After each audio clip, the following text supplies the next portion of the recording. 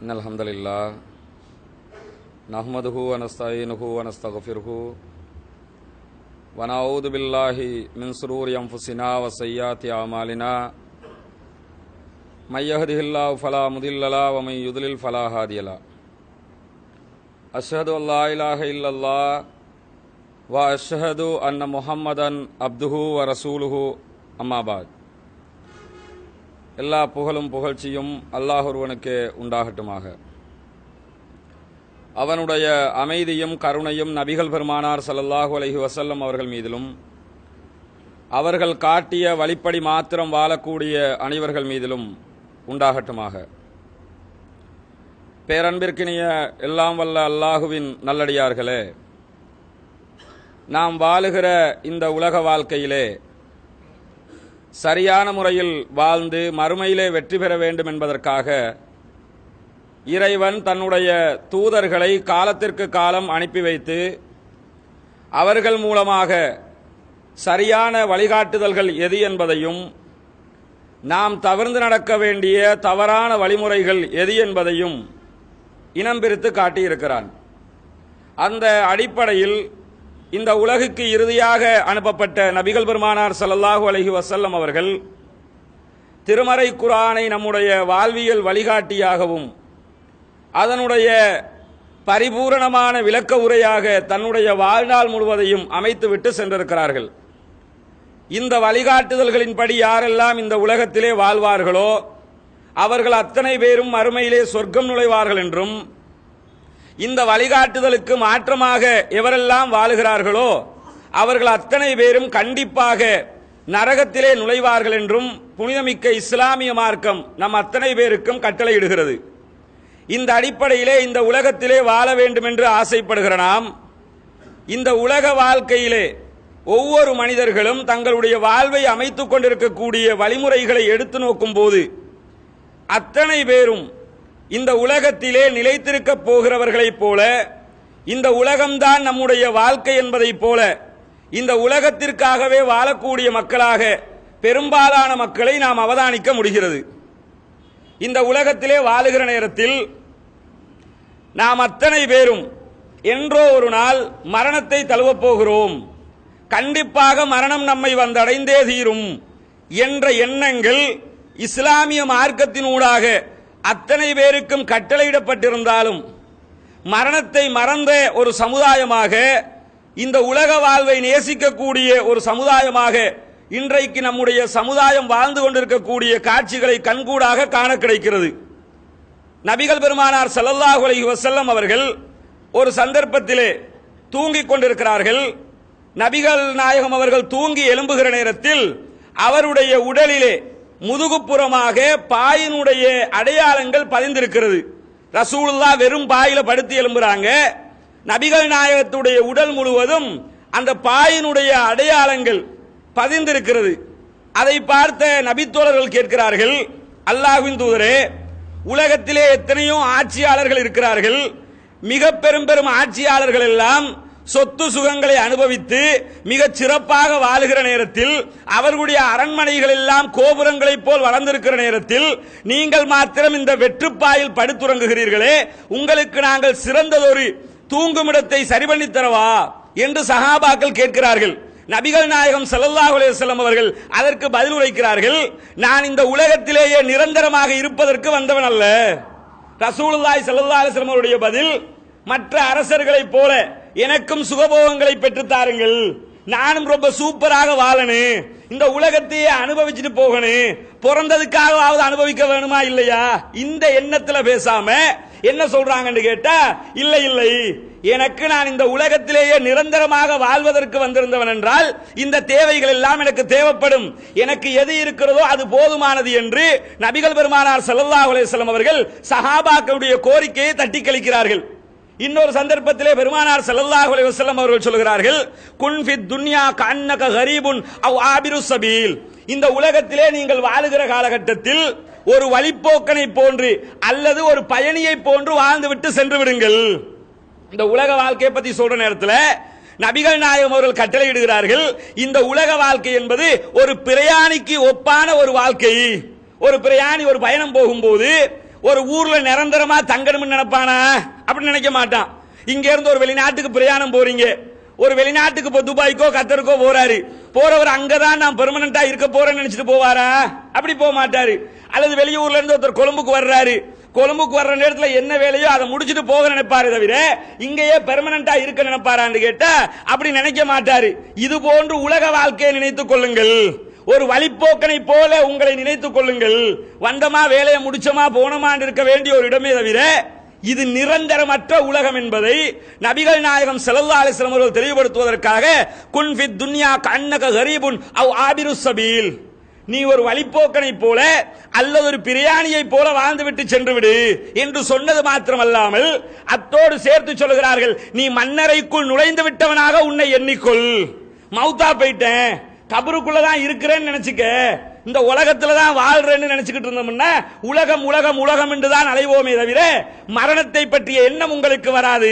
இஸ்லாம் ஏன் இதனை சொல்லித் தருகிறது என்றால், மரணத்தை மறந்த சமுதாயமாக இன்றைக்கு பெரும்பாலானவர்கள் வாழ்ந்து கொண்டிருக்கிறார்கள். ஆனால் நம்மை எதிர்கொள்ள இருக்கிற மரணம் இருக்கிறது, அது நம்முடைய செருப்பு வாரை விட நெருக்கமாக இருக்கிறது என்பதை நாம் அத்தனை பேரும் புரிந்து கொள்ள வேண்டும். திருமறை குர்ஆனிலே அல்லாஹ் தஆலா சொல்லுகிறான், அல்ஹாகுமுத் தகாசுர் ஹத்தா ஸுர்துமுல் மகாபிர், மன்னரைகளை அடைகிற வரைக்கும் அவர்களுக்கு இருக்கிற இந்த உலக ஆசை, அந்த உலக ஆசையிலேயே அவர்கள் அலைந்து கொண்டிருக்கிறார்கள். அது மன்னரை அடைகிற வரைக்கும் தொடரும். திருமறை குர்ஆன்ல அல்லாஹ் தஆலா சொல்லுகிற கட்டம் என்ன? இன்னைக்கு நாம பார்க்கிறோம், தொழுகையினுடைய நேரம் வரும், உலகம் உலகம் என்று அலைவார்கள். இபாதத்துக்குரிய சந்தர்ப்பம் வரும், உலகம் உலகம் உலகத்தினுடைய தேவைகளை நோக்கி அலையக்கூடிய சமுதாயமாக இருப்போம். மரணத்தை பற்றி சிறிதளவு கூட சிந்திக்காத மக்களாக பெரும்பாலான மக்களை காண கிடைக்கிறது. மரணம் நாளைக்கு நிகழும், இன்னும் ஒரு நிமிடத்தில் நிகழும், நாளை மறுதினம் நிகழும், எப்பொழுது வேண்டும் என்றாலும் நம்மை வந்து அடைந்து விடக் கூடும் என்ற ஒரு சிறு எண்ணம் கூட இல்லாமல் இந்த உலகம்தான் வாழ்க்கை, இந்த உலகத்திலேயே நான் நிரந்தரமாக இருந்துருவேன் என்று நினைக்கிற அளவுக்கு வாழக்கூடிய மக்களை இன்றைய சமுதாய சூழ்நிலையை நாம் பார்த்துக் கொண்டிருக்கிறோமானால், திருமறை குர்ஆனும் நபிகள் நாயகம் ஸல்லல்லாஹு அலைஹி வஸல்லம் அவர்களும் இந்த மரணத்தினுடைய நிலைமையை பற்றி மிக தெளிவாக சொல்லுகிறார்கள். நபிகள் நாயகம் அவர்கள் அடிக்கடி செய்த பிரார்த்தனைகளில் ஒரு முக்கியமான பிரார்த்தனை என்னவென்று சொன்னால், இந்த உலக வாழ்வினுடைய சோதனையையும் மரணத்தினுடைய சோதனையும் விட்டு இறைவா என்னை பாதுகாத்து விடு. ரசூலுல்லாஹ் துஆவே செய்வாங்களாம். என்ன துஆ செய்வாங்க? உலக வாழ்க்கையினுடைய சோதனையை விட்டும் என்ன பாதுகாத்துரு, அதே மாதிரி மரணத்தினுடைய சோதனையை விட்டும் என்னை பாதுகாத்து விடு. ஏன் நபிகள் நாயகம் ஸல்லல்லாஹு அலைஹி வஸல்லம் அவர்கள் இந்த அளவுக்கு மரணத்தை விட்டு பாதுகாப்பு தேட வேண்டும்? மரணத்துடைய சோதனையை விட்டு ஏன் இவ்வளவு துஆ கேட்க வேண்டும் என்று சொன்னால், மரணம் என்பது கண்டிப்பாக ஒரு சோதனையாக அல்லாஹ் தஆலா ஆக்கி இருக்கிறான். திருமறை குர்ஆனில் அல்லாஹ் தஆலா சொல்லுகிற நேரத்தில் குல்லு நஃப்ஸின் தாயிகத்துல் மௌத், அத்தனை பேரும் உலகத்திலே யார் பிறந்தாலும் அவர்கள் அத்தனை பேரும் கண்டிப்பாக மரணத்தை சுவைத்தே தீர வேண்டும் என்று கட்டளையிடுகிறான், நமக்கெல்லாம் சொல்லித் தருகிறான். இந்த வசனத்தை அடிக்கடி நினைவு கூறக்கூடியவர்கள் இந்த சமுதாயத்திலே எத்தனை பேர் இருப்பார்கள்? நாம் எல்லாம் மௌத்தாகத்தான் போறோம். இன்றைக்கு பார்க்கிறோம், ஒரு சிறு சிறு விஷயங்களுக்காக எல்லாம் இந்த உலகத்தை கட்டியாள போபவர்களைப் போல அதற்காக போராடக்கூடிய மக்களை பார்க்கிறோம்.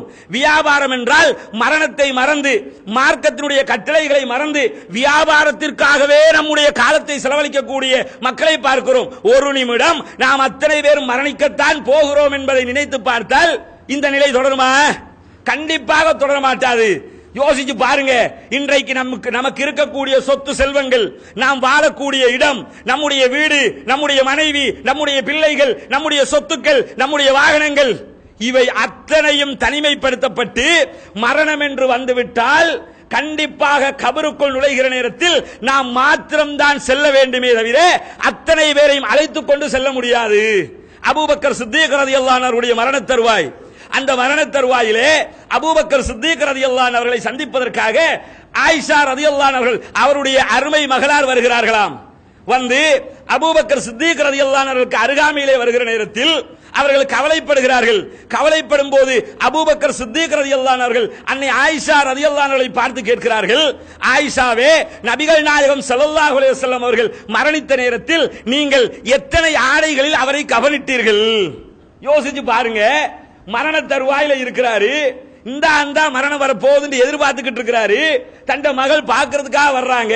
நம்ம அக்கண்டா என்ன சொல்லுவாங்க தெரியுமா? மகனே, அந்த கொல்லப்புறமா 2 காணி இருக்குது, உனக்கு எடுத்துக்க. வீட்டுக்கு பின்னாடி இருக்கிற பென்ஸ் காரை உன் தம்பிக்கு கொடுத்துரு, அடுத்த பக்கம் இருக்கிற வேனை தங்கச்சிக்கு கொடுத்துரு, மொத்த வீடும் கடைசி பிள்ளைக்கு சேர்ந்துட்டு. இதைத்தான் யோசிச்சுக்கிட்டு இருப்பாங்களே தவிர மரணத்தை பற்றி நினைவு கூறுவதற்கு சந்தர்ப்பம் கிடைக்குமா? நினைச்சு கூட பார்க்க மாட்டாங்க. அபூபக்கர் சித்திக் ரலியல்லாஹு அன்ஹு சொல்கிறார்கள், மகளே, நபிகளார் மரணித்த அந்த நேரத்தில் நீங்கள் எத்தனை ஆடைகளில் கபனிட்டீர்கள்?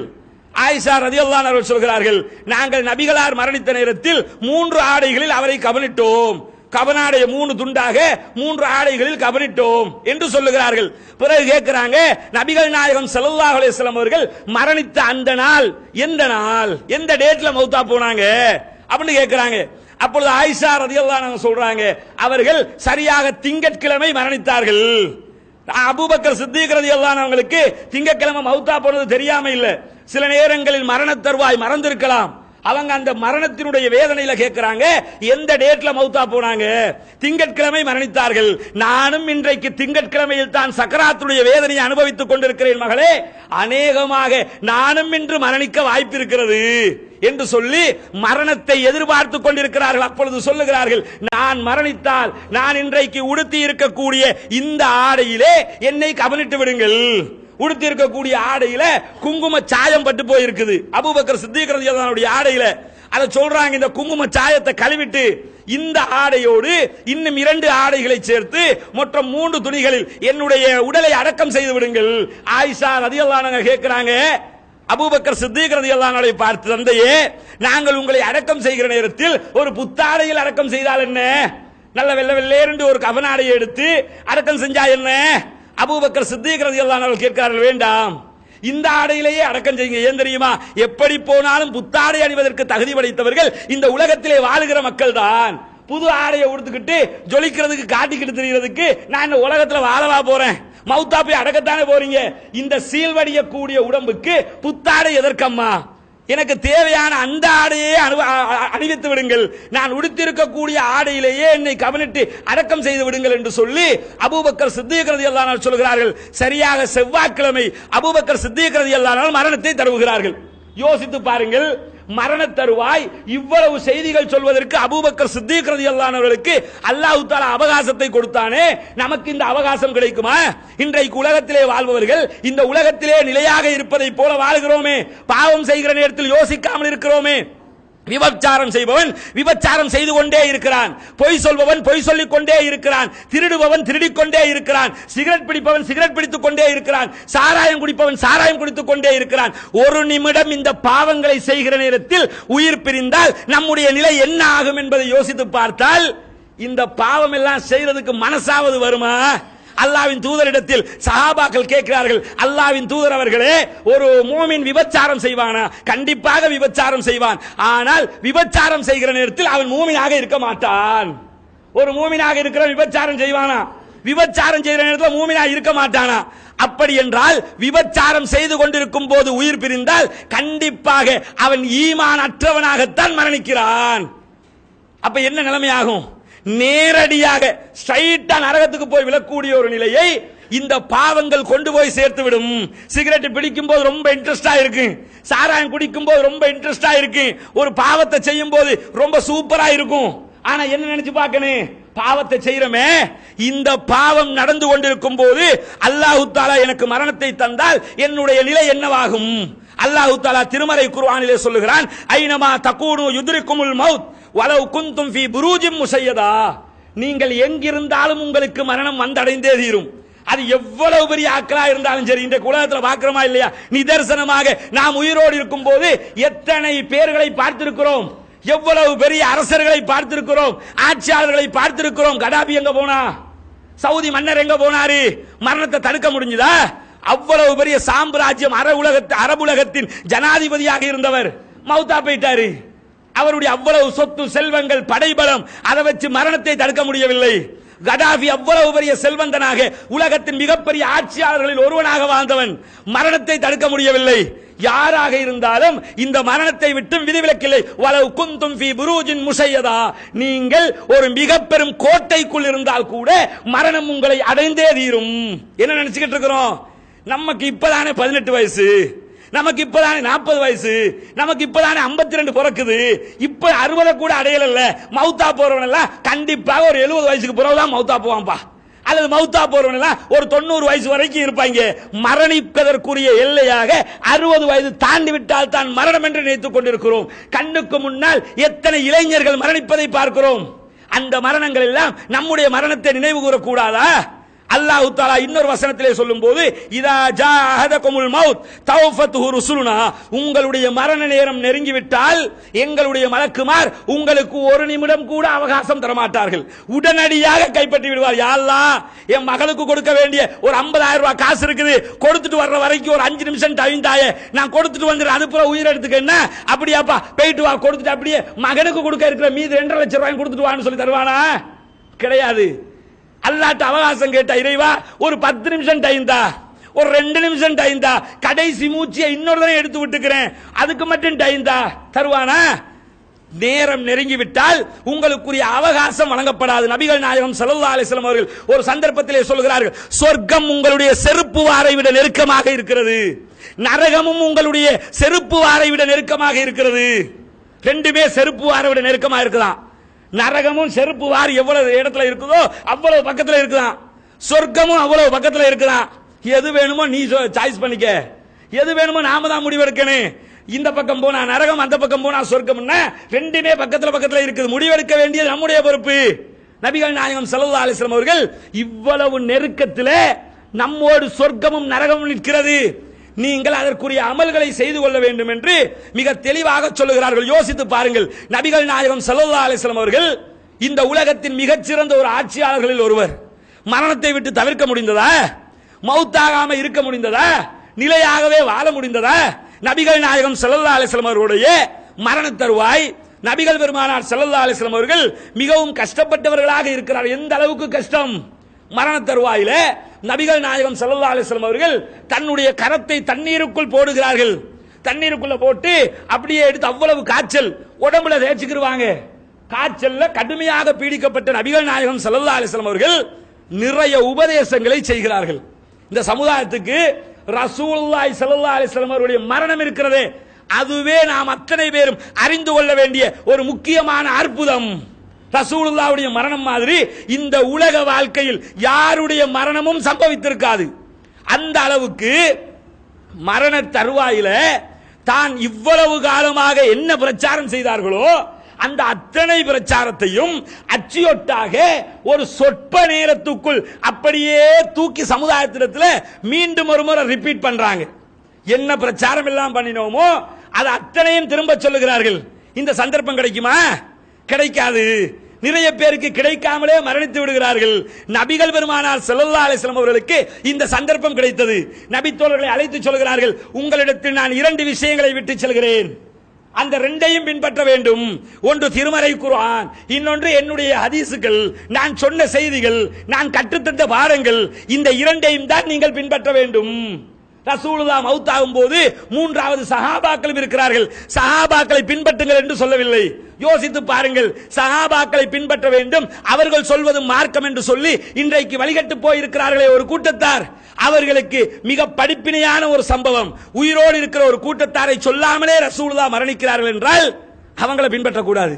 நீங்க பின்பற்ற வேண்டியது அல்லாஹ் சொன்னதை கேட்கணும், அவருடைய தூதர் சொன்னதை கேட்கணும். இந்த 2ஐயும் தாண்டி யார் சொன்னதை கேட்டாலும் கண்டிப்பாக வழி தவறி விடுவீர்கள், மரணத்திற்கு பிறகு பிடிக்கப்படுவீர்கள். மிக தெளிவாக சொல்றாங்க. பிறகு என்ன சொல்றாங்க? யூத நசாராக்களை சபிக்கிறார்கள். யூதர்களும் கிறிஸ்தவர்களும் லானல்லாஹுல் யஹூத வன் நசாரா, யூதர்களையும் கிறிஸ்தவர்களையும் அல்லாஹ் தஆலா சபிப்பானாக. அவர்கள் தங்களுடைய நபிமார்களுடைய கபர்களை வணங்கக்கூடிய இடங்களாக ஆக்கிக் கொண்டார்கள். ஏன் சொல்றாங்க தெரியுமா? மரணிக்கிறதுக்கு முன்னாடியே ஒரு ஃபுல் ஸ்டாப் வைக்கிறாங்க. நாம் மௌத்தா போனதுக்கு அப்புறம் எனக்கு கபர் கட்டிடாத. யாருக்கு சொல்றாங்க? நபி தோழர்களுக்கு மிக அருமையாக சொல்லி காட்டுகிறார்கள். எல்லா நபிமாரும் மௌத்தா போனதோட அவங்க மரணித்த அந்த கபரிஸ்தானம் இருக்கிறதே, கபிரிஸ்தானத்தை வணங்கக்கூடிய இடமாக மாற்றிவிட்டார்கள் யூதர்களும் கிறிஸ்தவர்களும். அவங்களை அல்லாஹ் சபிப்பானாக. அந்த நிலைமைக்கு என்ன கொண்டாந்து வச்சிராதீங்க என்பதற்காக நபிகள் பெருமானார் ஸல்லல்லாஹு அலைஹி வஸல்லம் அவர்கள் மிக தெளிவான ஒரு கட்டளையை இடுகிறார்கள். அன்றைக்கு இந்த வார்த்தையை ரசூலுல்லாஹ் சொல்லாவிட்டால் இன்னைக்கு தெவட்டகாக மாதிரி மதீனாவுல ஒரு தர்கா வச்சிருப்பாங்க.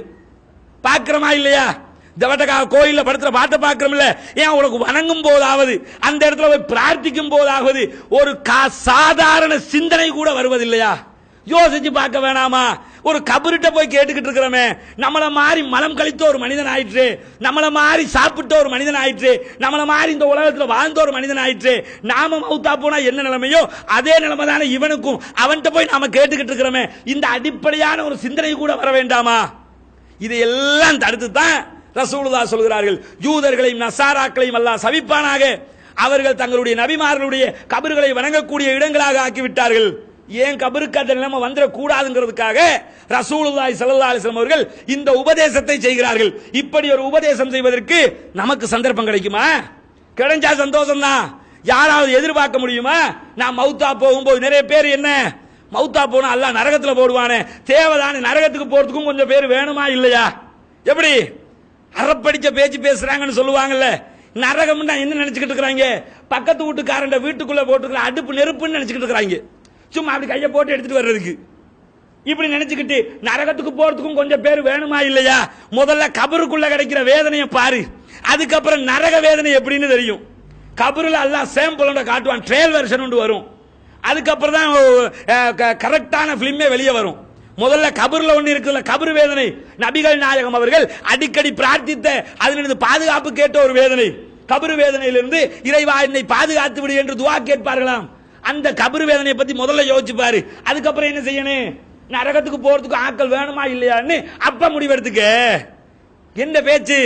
இதை சொல்லும் போது அப்படியே ஒரு அந்த உலகத்தை கட்டியாள போகிறவர்களை போல பேசுகிற மனிதர்களை எல்லாம் பார்க்கிறோம். நபிகள் நாயகம் ஸல்லல்லாஹு அலைஹி வஸல்லம் அவர்கள் தன்னுடைய மரண தருவாயிலே அல்லாஹ்விடத்தில் பிரார்த்திக்கிறார்கள், இறைவா என்னுடைய பாவங்களை மன்னித்து விடு. இந்த சந்தர்ப்பம் நமக்கு கிடைக்க வேண்டுமா இல்லையா? எத்தனை பேருக்கு கிடைக்கும்? அல்லாஹ்விடத்திலே பாவ மன்னிப்பு கேட்கக்கூடிய சந்தர்ப்பம், மரண தருவாயை எதிர்பார்க்கிற சந்தர்ப்பம், சக்கராத்துடைய நிலையிலே இதையெல்லாம் செய்யக்கூடிய ஒரு சந்தர்ப்பம் நமக்கும் கிடைக்க வேண்டுமா இல்லையா? இந்த சந்தர்ப்பங்களை எல்லாம் நபிகள் நாயகம் அவர்கள் பயன்படுத்துகிறார்கள். தொழுகையை ஏவுகிறார்கள், மக்களுக்கு சொல்லுகிறார்கள், ஜமாத்து தொழுகையில் கலந்து கொள்ளுங்கள், தொழுகையை விட்டு விடாதீர்கள். தொழுகை தொடர்பாகவே ரசூலுல்லாஹ் நிறைய செய்திகளை சொல்லுகிறார்கள். தன்னுடைய வாழ்நாள் முழுவதும் என்ன பிரச்சாரங்களை எல்லாம் செய்தார்களோ அத்தனையும் சுருக்கி அப்படியே கையில தூக்கி கொடுக்கறாங்க. இதெல்லாம் கவனமா பாத்துக்கிறங்க, இதெல்லாம் பின்பற்றுங்க. சஹாபாக்களுக்கு சொல்லிவிட்டு லா இலாஹ இல்லல்லாஹ் ரசூலுல்லாஹி ஸல்லல்லாஹு அலைஹி வஸல்லம் சொல்லுகிறார்கள், அல்லாஹ்வை தவிர வேறு கடவுள் இல்லை. கரம் மேலே செல்கிறது, லா இலாஹ இல்லல்லாஹ் இலா ரஃபீக்கில் அலா. அல்லாஹ் தஆலா அல்லாஹ்வுடைய தூதர் ஸல்லல்லாஹு அலைஹி வஸல்லம் சொல்லுகிறார்கள், அல்லாஹ்வை தவிர வேறு கடவுள் இல்லை, உயர்ந்த நண்பனை நோக்கி நான் செல்ல இருக்கிறேன் என்று சொல்லி கரத்தை நோக்க அல்லாஹ் வானத்தை நோக்கி காட்டியவர்களாக மீண்டும் மீண்டும் அதனை சொல்லிக் கொண்டிருந்தவர்களுடைய கரம் கீழே சாய்கிறது. ஆயிஷா ரலியல்லாஹு அன்ஹா சொல்கிறார்கள், கரம் கீழே விழுந்தவுடன் நபிகள் நாயகம் அவர்கள் மரணித்து விட்டார்கள். ரசூலுல்லாஹ்வுடைய உயிர் பிரிகிற நேரத்தில் தான் ரசூலுல்லாஹ்வுடைய கரம் கீழே சாய்கிறது. யோசிச்சு பாருங்க. கடைசி நேரத்தில் தூய திருக்கலிமாவை நபிகள் பெருமானார் ஸல்லல்லாஹு அலைஹி வஸல்லம் அவர்கள் சொல்லுகிறார்கள். அந்த சந்தர்ப்பத்தை அல்லாஹ் தஆலா நபிகள் பெருமானார் ஸல்லல்லாஹு அலைஹி வஸல்லம் அவர்களுக்கு சிறப்பாக அமைத்து கொடுத்தான். ஒரு சந்தர்ப்பத்திலே நபிகள் நாயகத்தில் நபித்தோழர்கள் கேட்கிறார்கள், அல்லாஹ்வின் தூதரே தர்மங்களில் சிறந்த தர்மம் எது? ரசூலுல்லாஹ்விடத்தில் சஹாபாக்கள் கேட்கிறாங்க, தர்மங்களில் சிறந்த தர்மம் எது? நபிகள் நாயகம் ஸல்லல்லாஹு அலைஹி வஸல்லம் அவங்க சிறந்த தர்மம் தொடர்பாக சொல்லுகிற நேரத்தில் மிக தெளிவாக எப்படி சொல்லி காட்டுகிறார்கள் தெரியுமா? தர்மங்களில் சிறந்த தர்மம் எது தெரியுமா? நீங்கள் ஆரோக்கியமானவராக இருக்கிற நேரத்தில், நல்ல உடல் எல்லாம் நல்ல கட்டமைப்போட இருக்கிற நேரத்தில், நோய் நம்மங்கள் இல்லாமல் இருக்கிற நேரத்தில், செல்வந்தராக விரும்புகிற நேரத்தில், வறுமையை பயப்படுகிற நேரத்தில், சொத்துக்கள் நிறைய சேருகிற அந்த சந்தர்ப்பம் இருக்குமே, அந்த சந்தர்ப்பத்தில் சொத்துக்கள் மீது உங்களுக்கு ஆசை வருகிற நேரத்தில் யாரெல்லாம் தர்மம் செய்வீர்களோ அதுதான் சிறந்த தர்மம். தர்மம் தர்மத்துக்கு ரசூலுல்லாஹ் வரைவிலக்கணம் சொல்றாங்க. நல்ல ஆரோக்கியமா இருக்கிற நேரத்தில், சொத்துக்கள் வேணும் வேணும் உழைக்கிறதுக்கு ஆசைப்படுற நேரத்தில், சொத்துக்கள் உங்களை நோக்கி வருகிற சந்தர்ப்பத்தில், வறுமையை நீங்கள் வெறுக்கிற சந்தர்ப்பத்தில் நீங்கள் தர்மம் செய்தால் அதுதான் தர்மங்களில் சிறந்த தர்மமாக ஆக முடியும். ஏன் ரசூலுல்லாஹ் இதை சொல்லி காட்டுறாங்க தெரியுமா? அத்தனை பேருக்கும் தர்மம் செய்யறதுக்கு ஆசை. எப்ப தெரியுமா ஆசை? 60 வயசுக்கு பிறகு தர்மம் செய்ய ஆசை. மௌத்தா போற நேரத்தில் தர்மம் செய்யறதுக்கு ஆசை. அதுக்கு முன்னாடி தர்மம் செய்வாங்களான்னு கேட்ட அந்த ஆசை குறைவாகத்தான் இருக்கும். மரணிக்கிற நேரத்தில் நீங்கள் தர்மம் செய்ய போனால், அதையும் ரசூலுல்லாஹ் சொல்றாங்க, மரணிக்கிற நேரத்தில் நீங்க தர்மம் செய்யணும் என்று முடிவெடுப்பீங்க. அந்த நேரத்தில் உங்களுடைய சொத்துக்களுக்கு வேறொருவர் சொந்தக்காரராக ஆகிவிடுவார். நினைப்போம், மரண தருவாய், சக்கராத்துடைய நிலைமை, 60 வயசை தாண்டி இருப்பீங்க, அந்த நிறைய சொத்து சுகங்களுக்கு சொந்தக்காரர்களாக இருப்பீர்கள். அப்பொழுது சொல்லுவீர்கள், மகனே நான் மரணித்தால் அந்த பக்கம் இருக்கிற 200 ஏக்கர் காணியை பள்ளிவாசலுக்கு கொடுத்துரு. கொடுப்பானா? நீ தான் போக போறியா? போற நேரத்தில் நீ அனுபவிச்சது பத்தாத, நாங்க அனுபவிக்க வேணாமா? 200 ஏக்கரை தூக்கி பள்ளிவாசலுக்கு நான் கொடுக்கணுமா? என்ன யோசிப்பான்? வேணும்னா 1 ஏக்கரை கொடுக்கிறேன், 199 எனக்கு கொடுப்பாங்களா? அது வேறொருவருக்கு சொந்தமாக மாறிக்கொண்டிருக்கிறது. நடக்காது. ஏன்னா நம்ம கடைசி நேரத்தில் கொடுத்துக்கலாம்ல. இந்த எண்ணம் உள்ளவர்களுக்கு இதுதான் பதிலாக இருக்கிறது. மகனே எங்கிட்ட நிறைய 100 கோடி சொத்து இருக்குது, 50 கோடியை நீ எடுத்துக்க, 50 கோடியை ஏழைகளுக்கு தர்மம் பண்ணுப்பான்னு கொடுப்பானா? கொடுக்கிறதுக்கு மனசு வருமா? நீ தான் போறியப்பா, நீங்க போயிருங்க, நாங்க பாத்துக்கிறோம். கடைசியில கோடிக்கணக்கான சொத்துக்களுக்கு சொந்தக்காரர்கள் 6 அடி மண்ணுக்கு மாத்திரம் சொந்தக்காரர்களாக மாற வேண்டிய நிலைக்குத்தான் இந்த உலகத்திலே தள்ளப்படுகிறோம். யோசிச்சு பாருங்க, வெறும் 6 அடி நிலத்துக்கு சொந்தக்காரனா மாறுவோமே தவிர எதையாவது கட்டி இழுத்துக்கிட்டு போக முடியுமா? பென்ஸ் காரை தூக்கி புதைச்சாலும் எடுக்க முடியுமா? அமெரிக்காவில் அண்மையில் நடந்த ஒரு மரணத்தில் ஒரு பொம்பளை, பெரிய ஒரு பாப்பிசை பாடகி மரணித்து விடுகிறாள். என்ன செஞ்சாங்க தெரியுமா? நிறைய நகைகளை சேர்த்து வச்சிருந்தாலாம். 100-150 பவுன் நகையை போட்டு, பணத்துக்கு நகையை போட்ட ஒரே மடமையான ஒரு சமுதாயம் இந்த அமெரிக்க சமுதாயம். 150 பவுன் நகையை போட்டு என்ன செஞ்சாங்க? கிட்டத்தட்ட ஒரு 10-20 கிலோவே வந்துருமா இருக்கும். அவ்வளவு நகையை போட்டு புதைச்சாங்க. முடிவு என்ன? அதனால ஏதாவது நலவு நடந்துச்சா? புதைச்சி 2வது நாள் பணத்தையே காணோம். வித்துக்கிட்டு இருப்பாங்களா? நல்லா விளங்குது. 150 பவுனை போட்டுருக்கிறாங்க. பாவம் செத்து போனவன் விட்டு சும்மா இருப்ப முடியாது. நீ தான் செத்துட்டியே, உனக்கு எதுக்கு 150 பவுன்? அங்க போய் யாருக்கா கபூர்ல வர வானவர்களுக்கு காட்ட போறியா? கபூர்ல விசாரணைக்கு வரவங்களுக்கு இந்தாங்க உங்களுக்கு 10 பவுன் வச்சுக்கிறீங்க, நான் தொழாத தண்டனையை கழிச்சுக்கிறீங்க. நீங்க 10 பவுனை வச்சுக்கிறீங்க, நான் நோம்பு பிடிக்காத தண்டனையை கழிச்சுக்கிறீங்க. நீங்க ஒரு 20 பவுனை வச்சுக்கிறீங்க, நான் அல்லாதாக்களை வணங்கினேன்ல அதுக்கு கழிச்சுக்கிறீங்க. அப்படியா தாங்கன்னு எடுத்துக்கிடுவாங்களா? அங்க தங்கத்திற்கு ஏதாவது பெருமதி மரணத்திற்கு பிறகு உண்டா? சொத்து சோங்களுக்கு பெருமதி உண்டா? புதைச்சி 2வது நாள் பணத்தையே காணும், தூக்கிட்டு போயிட்டாங்க. பணம் பாப்பிசை பாடகி உலகத்தில் வாழுகிற நேரத்தில் மிகப்பெரிய புகழுக்குரியவளாக இருந்தால் மரணித்ததுக்கு பிறகு பணத்தையே காணும். எந்த நாய் திண்டிச்சு எந்த நரி திண்டிச்சுன்னு தெரியாத அளவுக்கு பணத்தை வச்சு பாதுகாப்பான? எடுக்க வேண்டிய தங்கத்தை எடுத்து தூக்கி வீசிட்டு போயிருப்பான். யோசித்து பாருங்கள். புதைச்சா கூட பெருமதி இல்ல. சில பேர் காரு ஆசைன்னு சொல்லி என்ன செய்வான்னு கேட்டா, இந்த மேற்கு நாடுகள்ல மூளை மங்கி போய் மட்டையர்களாக மாறி இருக்கிற காரணத்தினால காரோட சேர்த்து புதைப்பாங்க. நிறைய பேர் சுனாமி வர்ற நேரத்தில் பங்களாவோட சேர்த்தே போனாங்க. ஏதாவது வாய்தாவா? ஒண்ணுமில்ல. எடுத்து கட்டிக்கிட்டு போகலாமா? அங்க போய் யாரெல்லாம் நான் உலகத்தில் இருக்கிற நேரத்தில் மஹிந்த ராஜபக்ச கால்டன் பங்களா மாதிரி ஒரு பங்களா வச்சிருந்தேன், அந்த பங்களாவை என் கூட அனுப்பிடு. அப்படியாப்பா எடுத்துக்கிட்டே வந்து கேட்டு சொல்லுவானா? அதை கேட்கவும் மாட்டோம். மரணித்ததற்கு பிறகு கபருக்குள் வைக்கப்பட்டவுடன் எழுப்பி விசாரணை செய்கிற அந்த நேரத்தில் மனிதன் அல்லாஹ்விடத்தில் கெஞ்சுவானாம், யா லைத்தனி குந்து துராபா, இறைவா நான் மண்ணோடு மண்ணாகி இருக்க கூடாதா? மீண்டும் எழுப்பி விசாரணை செய்கிறாயே. அந்த விசாரணை நேரம் இருக்கிறதே, அதனுடைய கஷ்டம் தாங்க முடியாமல் மனிதன் கெஞ்சி கதறிக் கொண்டிருப்பான். யோசித்து பாருங்கள், உலகத்திலே வாழுகிற நேரத்தில் அல்லாஹ் தஆலா நிறைய பரக்கத்துக்களை தருவான். அந்த பரக்கத்துக்களை அல்லாஹ்வுடைய பாதையில் செலவழிப்பதற்கு கொஞ்சம் கூட யோசிக்க கூடாது. அல்லாஹ் அந்த பரக்கத்து சகாத்தா சதக்காவா அள்ளி கொடுத்து விட்டு போய்கொண்டே இருக்க வேண்டும்.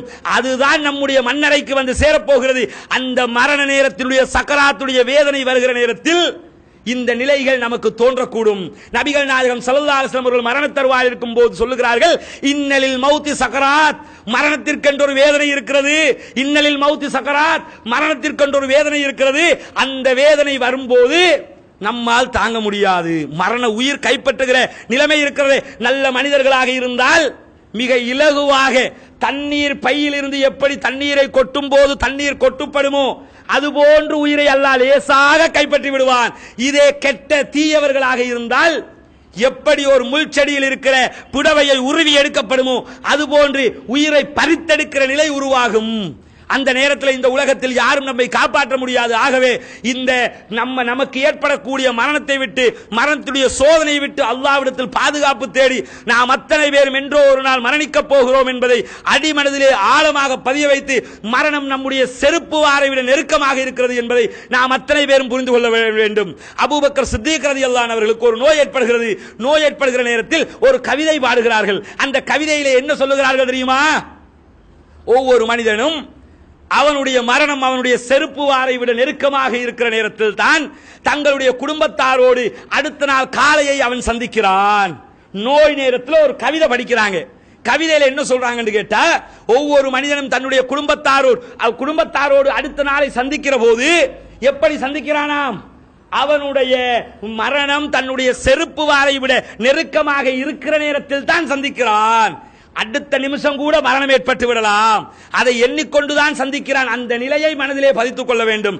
மரணம் எந்த நேரத்திலும் வரலாம், எப்படி வேண்டும் என்றாலும் வரலாம், எந்த உருவத்தில் வேண்டும் என்றாலும் வரலாம் என்பதை மனதிலே கொண்டு இந்த உலகத்திலே வாழுகிற நேரத்தில் நல்லவர்களாக இறைவன் காட்டிய வழிப்படி வாழ்ந்து இம்மையிலும் மறுமையிலும் வெற்றி பெறுவோமாக. வாஹிரு தஅவானா அல்ஹம்துலில்லாஹி ரப்பில் ஆலமீன். அஸ்ஸலாமு அலைக்கும் வரஹ்மத்துல்லாஹி வபரகாத்துஹு.